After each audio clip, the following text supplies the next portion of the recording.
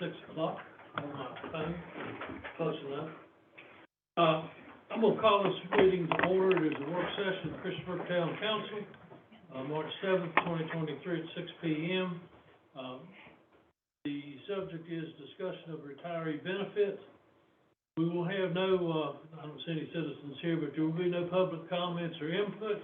However, I may resolve the right to get input from department heads and town staff. So, with that, I'm done. All right. A brief presentation and some options for you. So Okay. appreciate if you'd like to go through it. Maybe.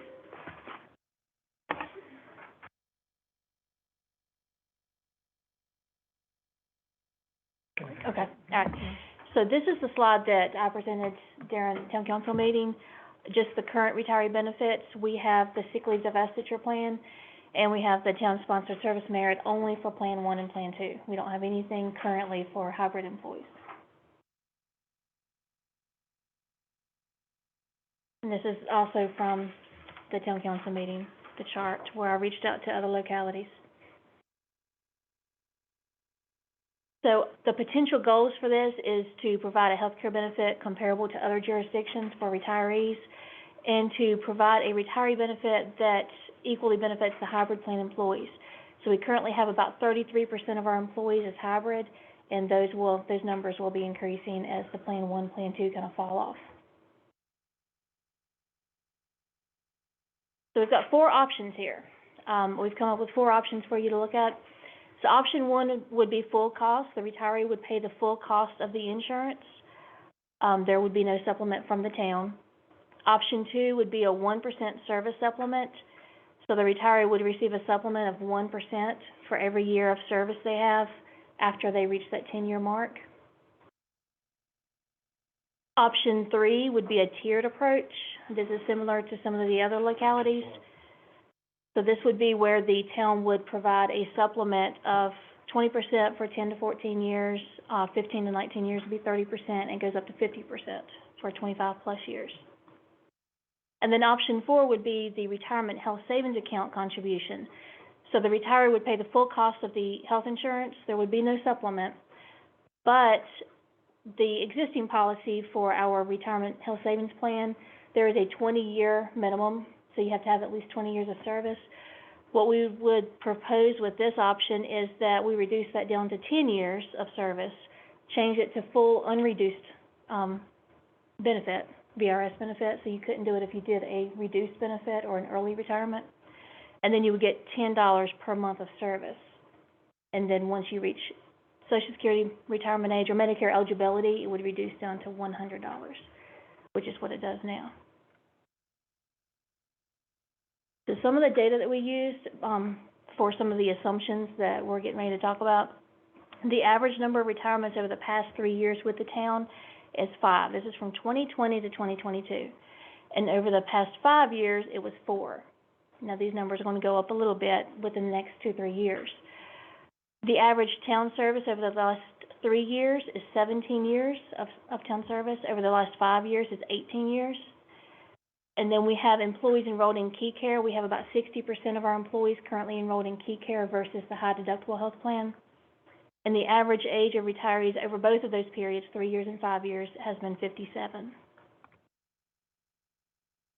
So all of the options, I've got these printed out here, that's in a little bit more detail, but all of these options assume single coverage on Anthem Key Care, and that we're averaging about 8 retirees per year with about 15 years of service.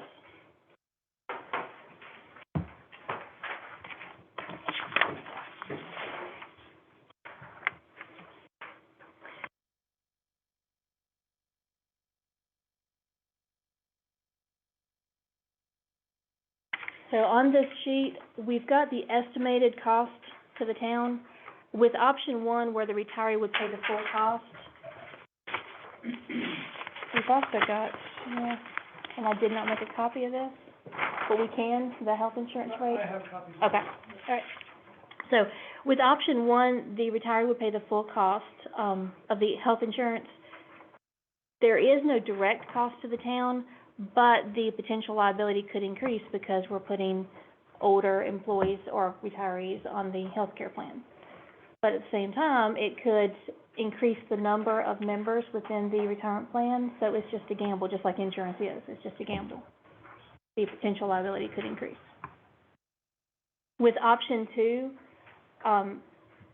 this one would be if, well, we're proposing 10 years of consecutive service with the town. There would be a 1% subsidy that the town would provide, so at 10 years, the employee or the retiree would get 10% of a supplement from the town. This would only be open to the VRS hybrid employees, and if the ones that are eligible for the sick leave divestiture, if they did not want to go with the sick leave divestiture, they could participate in that plan, but they couldn't do both. So the estimated cost of that one, based on the assumptions that we had, is about just over $9,000 per year, plus the potential liability for the high-cost claimants. And the potential for the high-cost... What was the cost of the town option 2? It's on the sheet. It's just over 9,000. The sheet right in front of you, Oh, I'm Yeah. sorry. So with all of these, there is a potential for the liability for high-cost claimants regardless of which option that is selected if we go this route. With option 3, this is a little bit more to the town, but this is providing a subsidy based on years of service, And again, there would be 2 options. Option A would be for the employees that are retiring with the sick leave divestiture. They would be able to participate in the retiree health insurance, but they would not be able to participate with the subsidized plan. So they couldn't double dip. So if you're eligible for the sick leave divestiture, you would not be eligible for the tiered plan. And then the option B, for those employees in the hybrid plan that are not eligible for the sick leave divestiture, they would be able to participate with the subsidized plan. Does that make sense? So the estimated annual cost of that one for about 8 retirees would be about $18,000, just over $18,000. And then option 4, this is to revise the town-sponsored service merit where the money goes into the retirement health savings account, reduce it from 20 years down to 10 years because we don't have a lot of employees that are staying to that 20 years. And with the new employees coming on, that's going to be a thing of the past anyway. Most people are not staying in a company for 20 years. That is starting to reduce.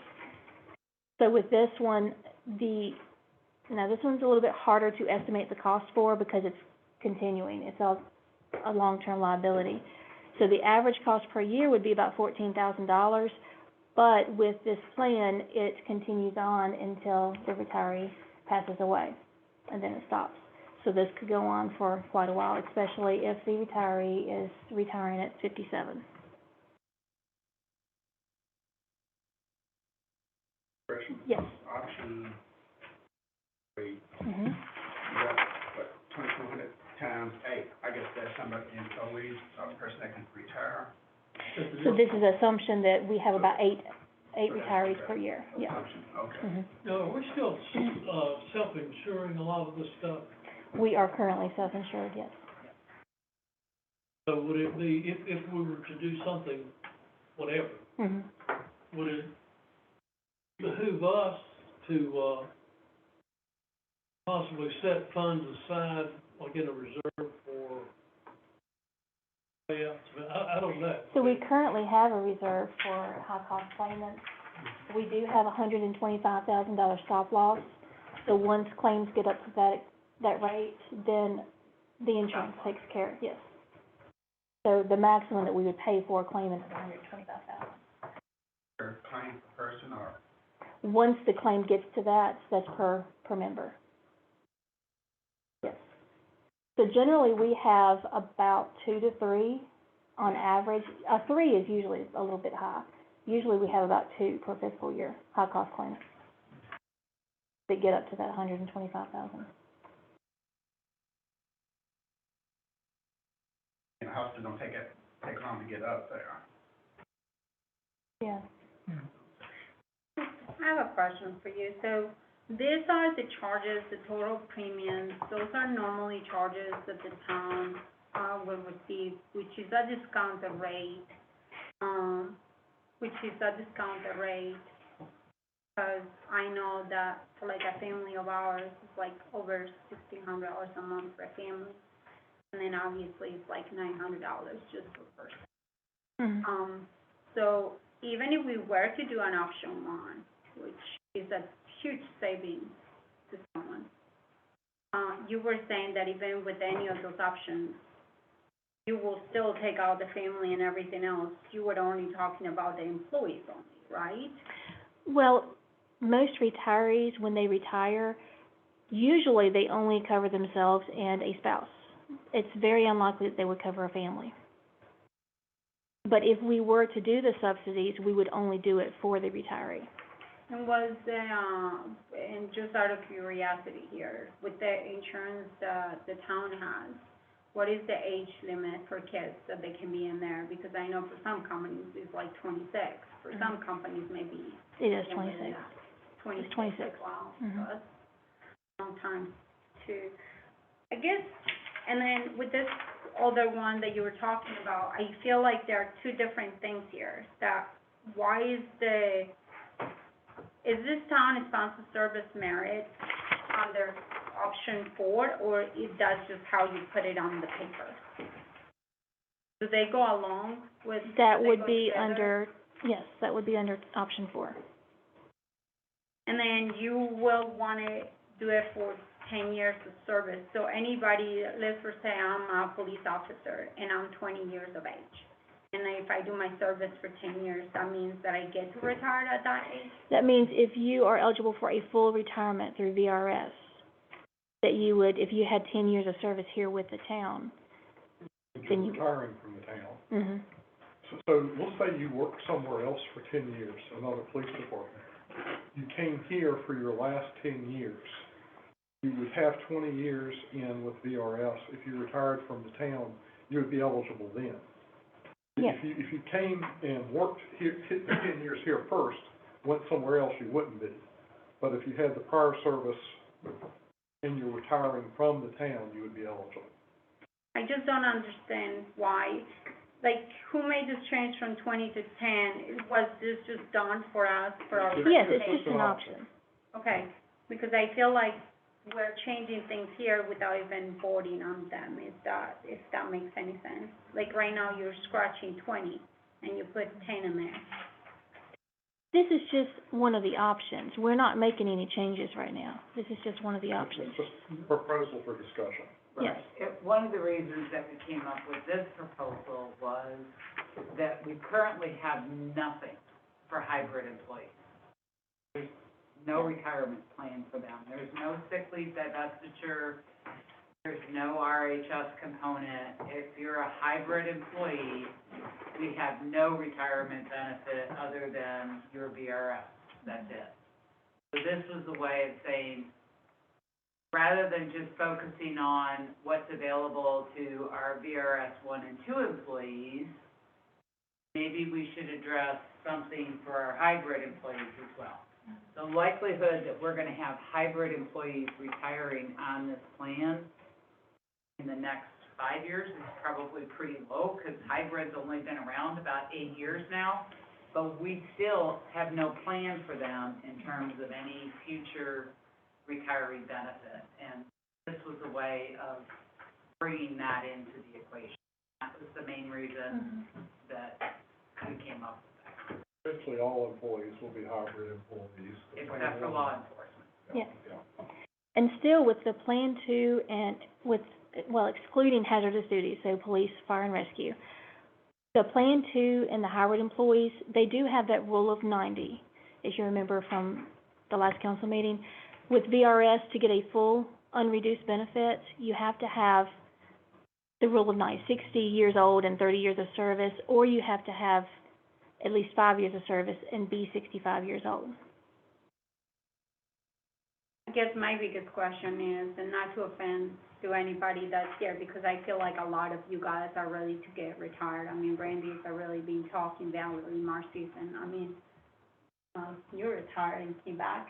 But, I mean, not to be, you know, like, but here we are in a room that obviously this will benefit you guys, I'm sure. Well, for a lot of the folks that are in the room, this would not benefit. It's the sick leave divestiture that we already have Uh, for a lot of the Yeah, people in here. I wouldn't participate because I would lose Yeah. my sick leave, basically. Under option 3, for example, like I say, I'm eligible for the sick leave divestiture because I'm a Plan 1 employee. I would be basically giving up my sick leave Mhm. payout in order to participate in the insurance. I don't understand. Let's for say today you're retired, and I'm just saying, you're retired today. Tomorrow, you will have to pay normal rate like the rest of the world, like the rest of the employees that don't work for the town. I'd be So, eligible for 1 18 second. months under COBRA okay, for insurance. But Mhm. so the town still pays for a COBRA thing? yes, we do, up to 18 months. We 18 offer it, months. we don't pay for it. And how does that work? Basically, the employee be responsible for the premiums. Which is, do we get like a discount when you guys do that, or not at And all? get the employee rates. It would be the 62828 for single coverage, the one that you've got in front of you, for the key care. It's that times the 2% admin fee, so it's about 600 and So that would be something. like a normal rate for everybody else, Mhm. that doesn't work. Okay, but then you get that rate for 18 months. And then after 18 months, until you're 65, you don't get nothing, which that's the reason why most of us get a second job, another job. And, I mean, even in the military, they don't even allow a retirement plan like that until like you're 60-something. Wrong. No, that's not correct. Wasn't it? If you I were mean, here but before, if you, like, work for the, well, I don't know how that works, because I was not in the You don't. military, but we have people that work in our I company. retired after 20 years, 8 months, and 11 days, and I was entitled to my, medical coverage. Is My it fully spouse- paid my right spouse- now? Yeah, I don't pay a penny, and my spouse, we pay a percent for her, but I'm fully covered. I don't Yeah, pay a but penny. because you did the full term. Let's stay on I task. retired. Okay, We're not talking so federal anyway, military retirement, let's talk town retirement. so talking about this, like, I guess my biggest concern is, doesn't it bring you a big concern considering the fact that, obviously, I'm not trying to keep anybody close to the chair. Everybody, you know, like, if you want to retire, you're able to retire, but I guess my biggest question is, just for you, don't you feel like if we were to do something like that, don't you feel like a lot of more people will want to retire now? I don't. I think that offering health insurance for retirees, we're one of the few we're the only locality that responded back to me that do not offer retiree health insurance of any kind. Well, and if we were to do like option 1, it still get us a discount, and it wouldn't necessarily be, obviously, there's a liability, because people are gonna be probably older, and then it's still not able to be taken care of by Medicare, and then also there's chances, you know, they're not going to work, so maybe, you know, they'll want to do the things that they didn't do in life before, but how much do you think it may cost us, like, if we were to do that option? I really don't know. I'm still thinking, I'm looking at Val, because we generally have about 2 high-cost claimants per year. So I really don't think it's going to more than double at the most. thought maybe 1, but it's a little bit of a guess. Yeah, you really don't know. It's insurance, you really don't And know. it'll be different year to year, too. Yes. We've had years where we've had 0 high-dollar claimants. We've had years where we've had 1. We've had years where we've had 3.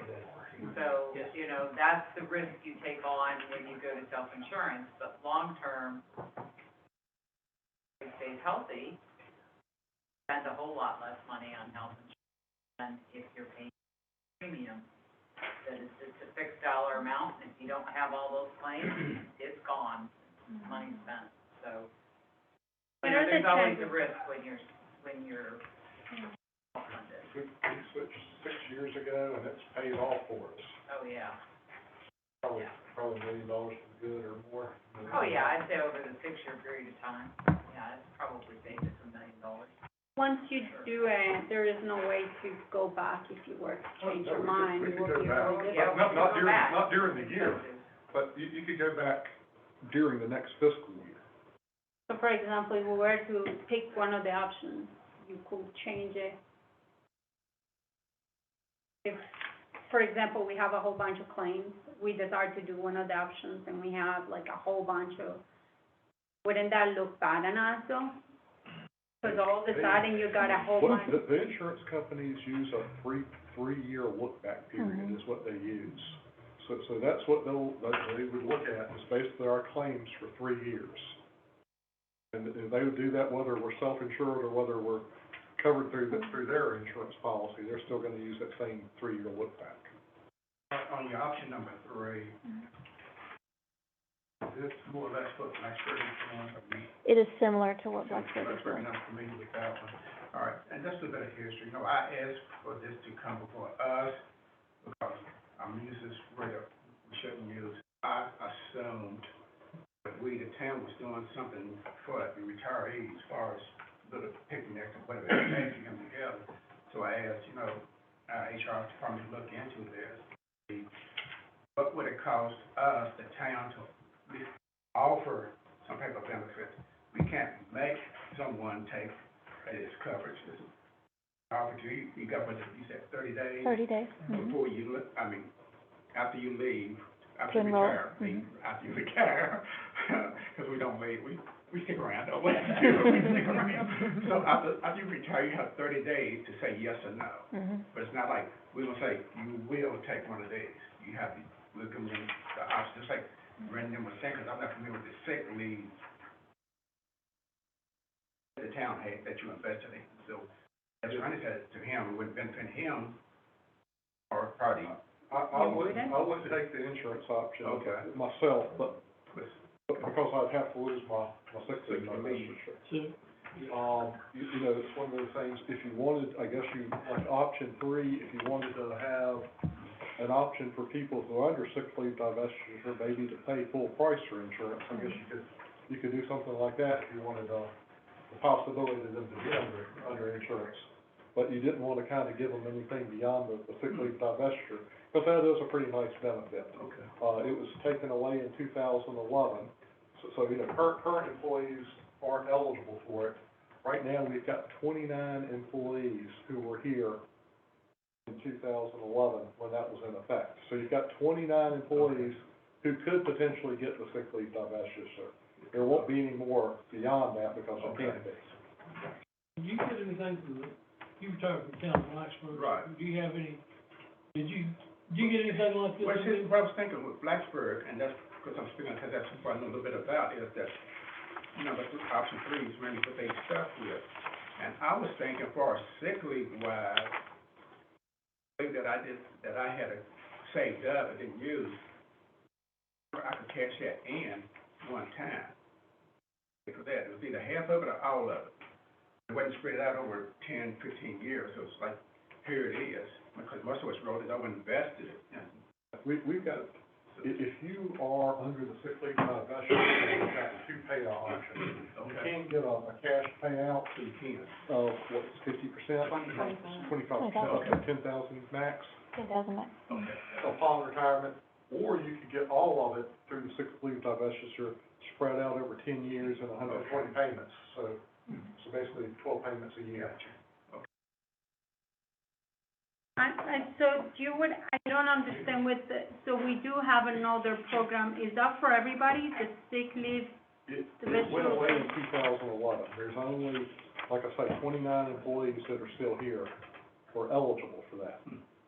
So for example, if you wanted to choose, you have worked for us for like 25 years. I'm eligible for it, yes. So, for example, you could choose that, you could choose the 50% thing, right? Yes. No, 50%, because We went 25. with option 3 of Option 3, you can either take a sick leave divestiture or Or 50% of supplemental insurance. insurance premium. but not both. So I'm in favor, I think we should do something for our retirees. And looking at the four options that are presented, I favor option number 3 for several reasons.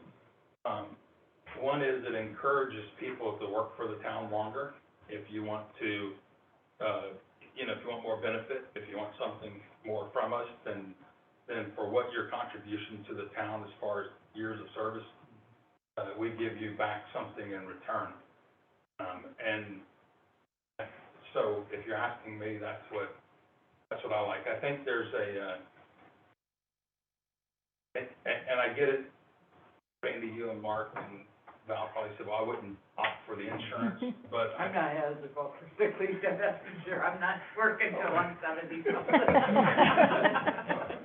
But those of you that we appoint the 3 of you that we appoint on an annual basis, right? I think somehow or another we need to work those 3 positions to being eligible. Yeah, I think we'd still be included as town employees, but, like Mark and I, I'm assuming you probably take a sick leave, that's just your insurance. But if we hire the next chief and they're only here for 5 years, they don't meet the thing and. Well, if he does, unless this chief doesn't have prior experience with us, I mean, I'm just saying. yeah, But say it internal. if we hire somebody internally, I fully get that, but if we were to hire somebody, if we were to hire the next Randy outside or the next Val outside, what is y'all are some of the worst positions, everyone in here, that you can be in, having to deal with us every 2 years with a change of council members. So I just think there should be some benefit for the positions that get called on the carpet that we appoint on an annual basis. I don't understand what you're trying to say, because, I mean, somebody, for example, let's just say Randy leaves and somebody else comes in, just because they work for how long do they actually have to work for? 5 years. If they're here for 5 years, but they work with the town for 10 years, But I think we're planning ahead when we shouldn't be doing that. We should be just talking about what's going on today. I think what he's trying to say is these positions are constitutional offices. They serve at the leisure of council. So they are political offices, meaning regardless of whether they're doing their job absolutely right, if political environment switches and you have 3 members or 4 members that don't care too much for one of them, then they can be released.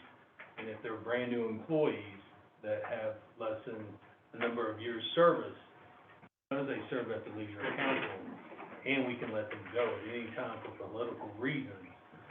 I think what Tim's saying is we should offer those 3 positions To the appointed people, whether they retire or not, if Right. they're let go. because I'll be honest with you, I don't, Val, you were, seasoned when you came in here. Thank you, that was a nice way to say that. I'll be honest. Luckily, I was going to say,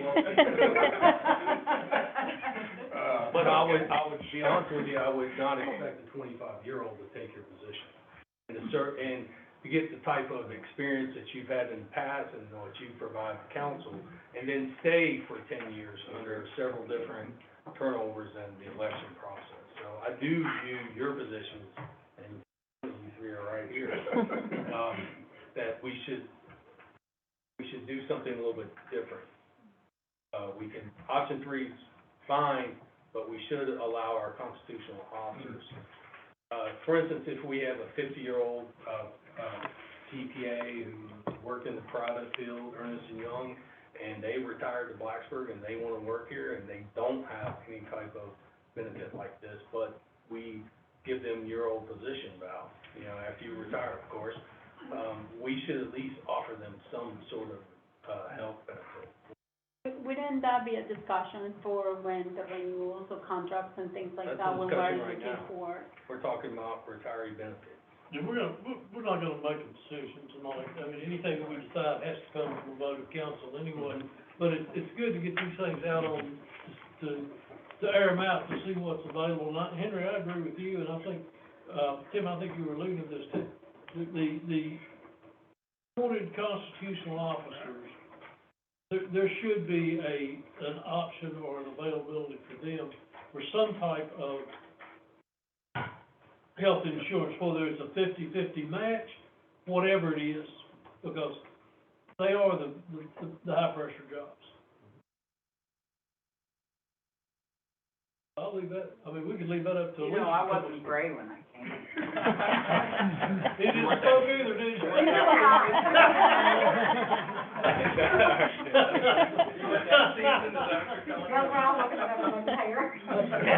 I always tell everybody I was 6'5" before I got on this council. But, I mean, I think that is a reasonable assumption, and certainly something to consider for the constitutional officers. They're not elected, they are elected every year. Yes, they are.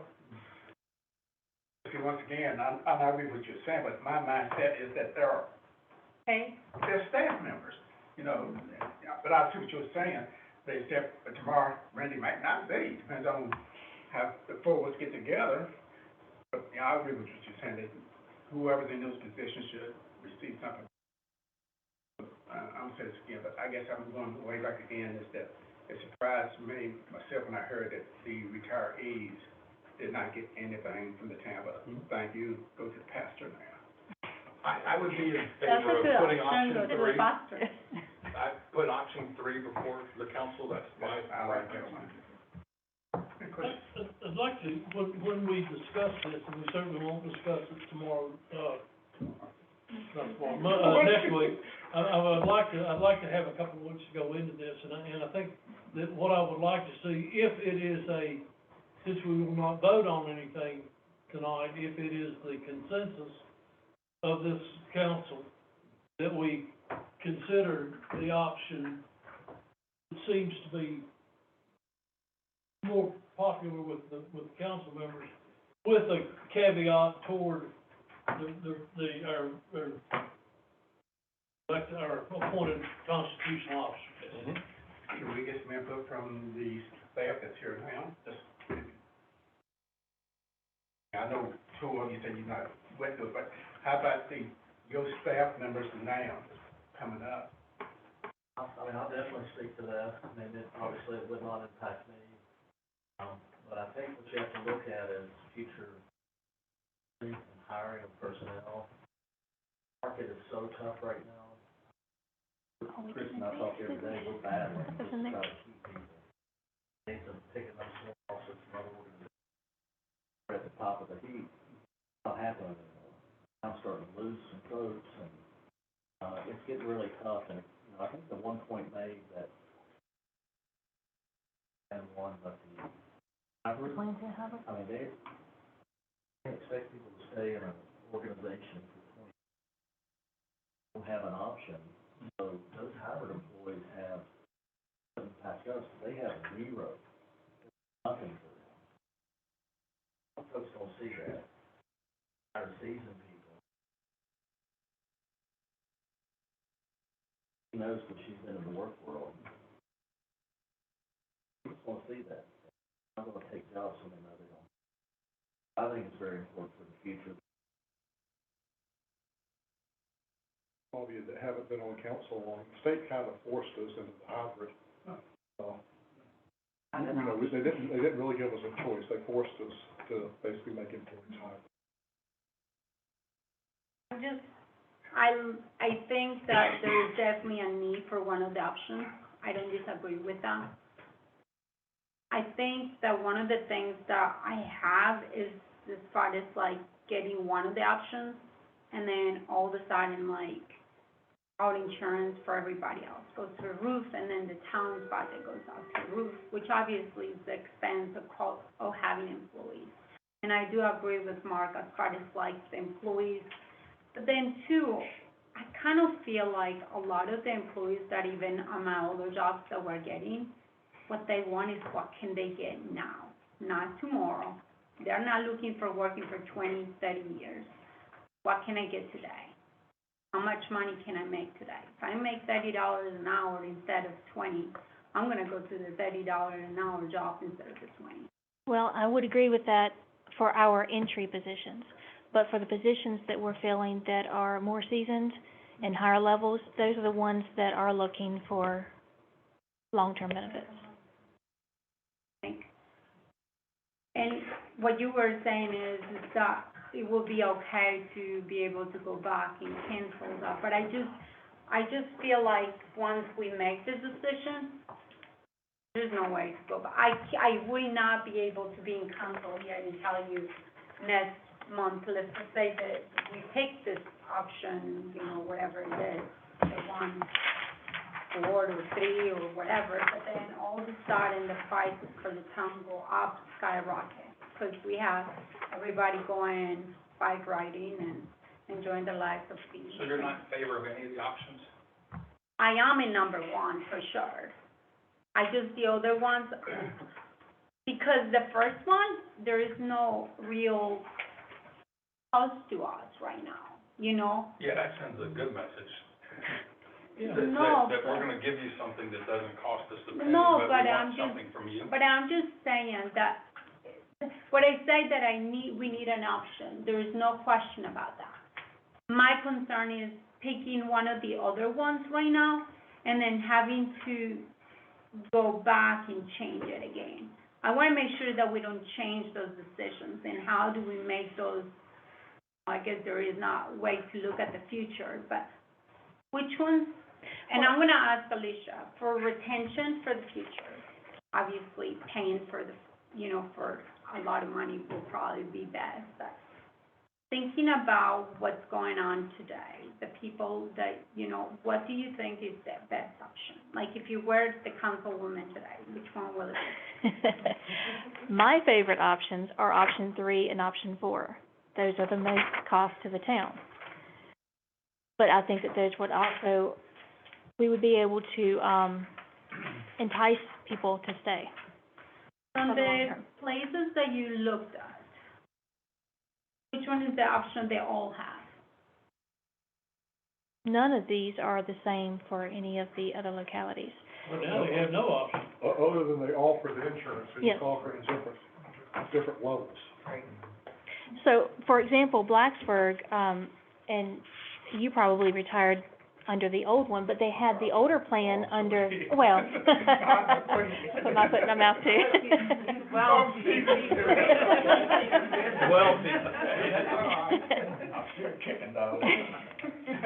But the town of Blacksburg, they started this plan in 1993, where they started subsidizing, and then they changed it in, they have the amended plan in 2012.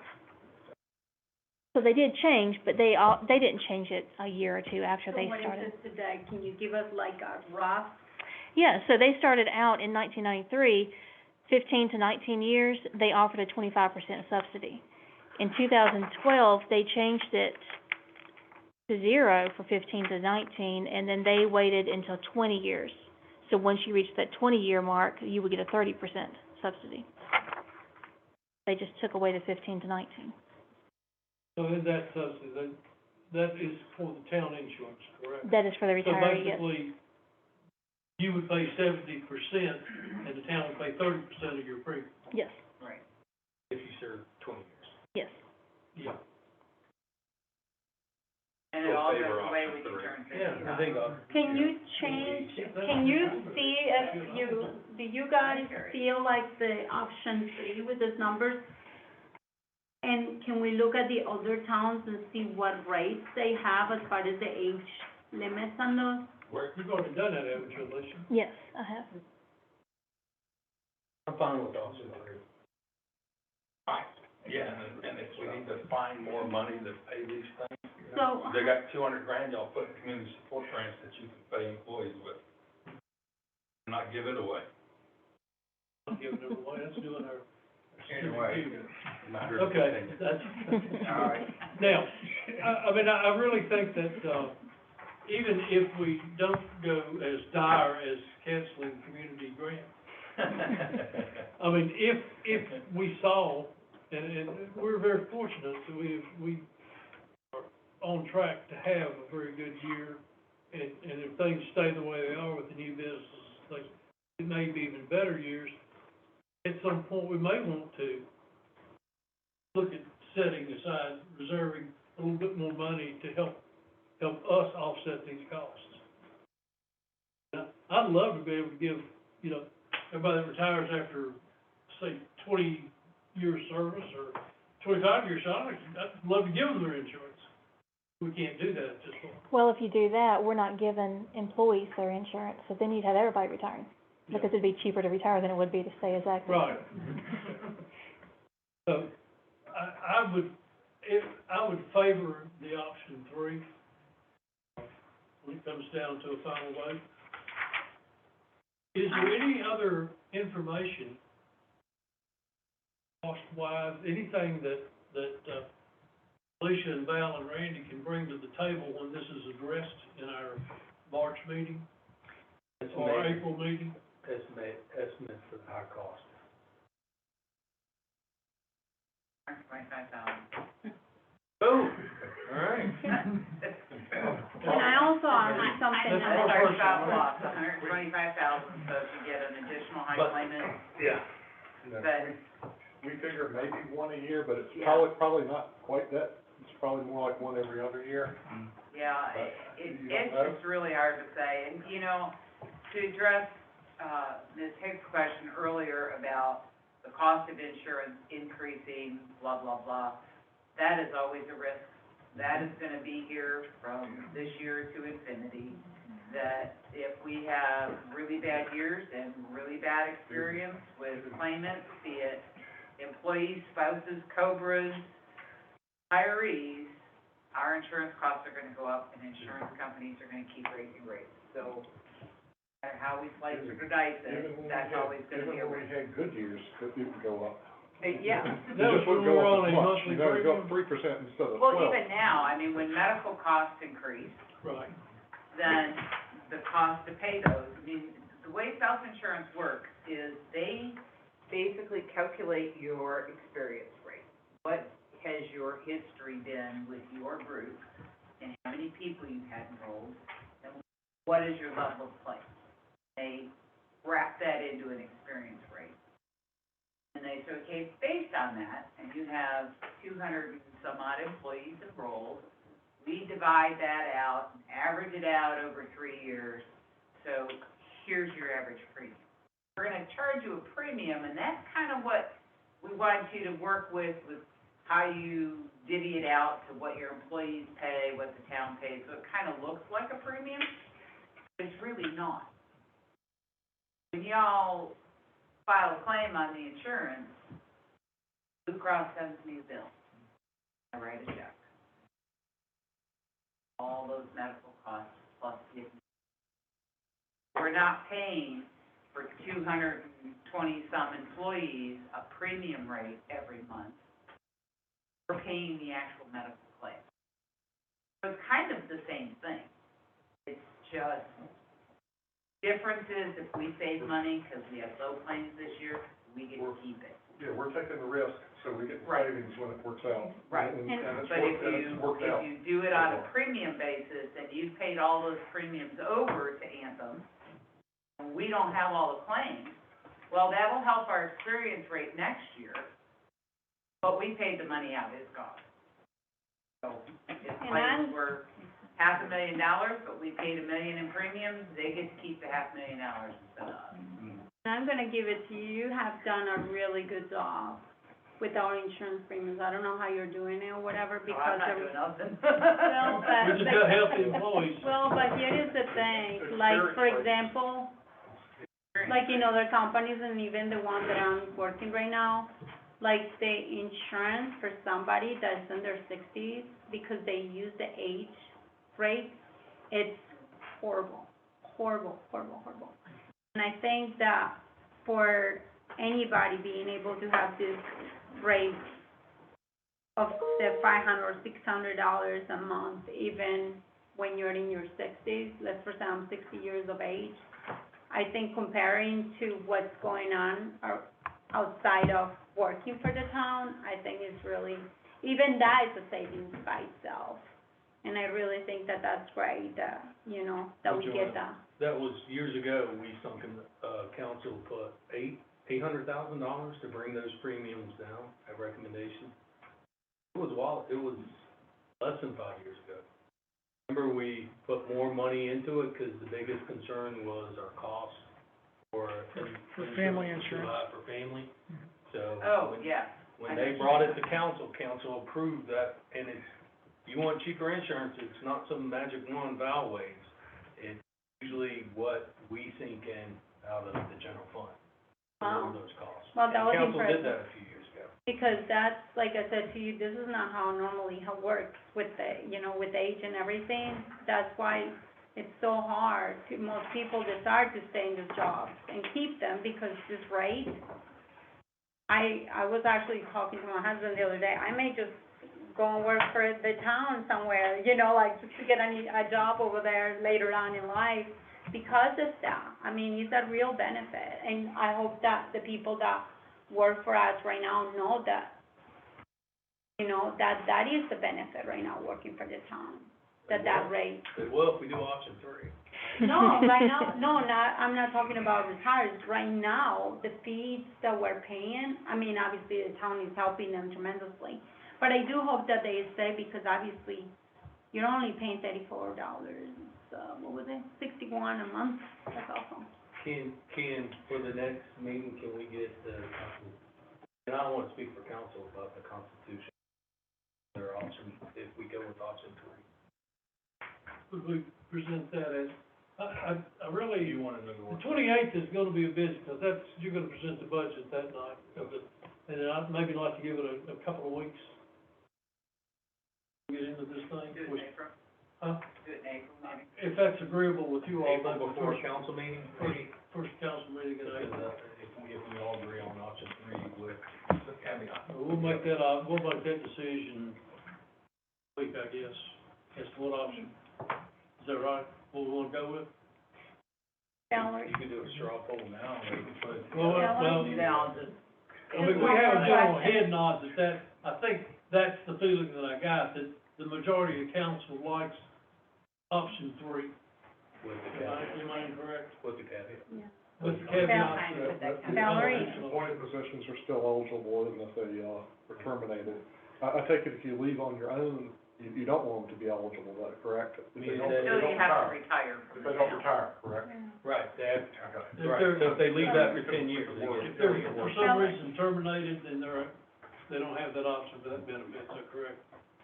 Correct, I would assume. That's any employee, I mean, that's Yeah. any longer term employee.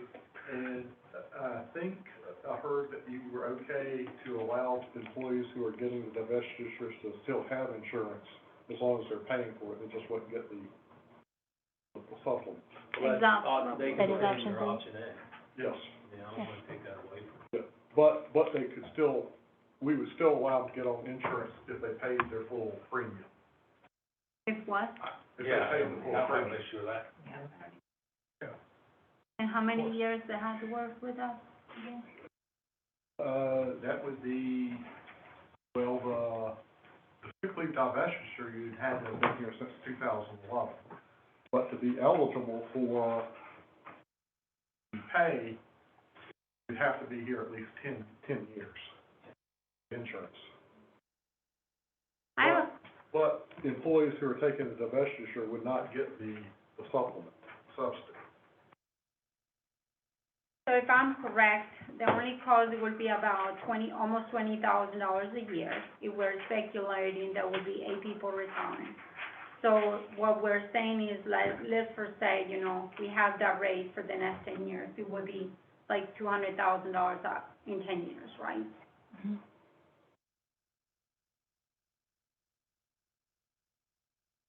That would be like a month, what is that, a monthly cost?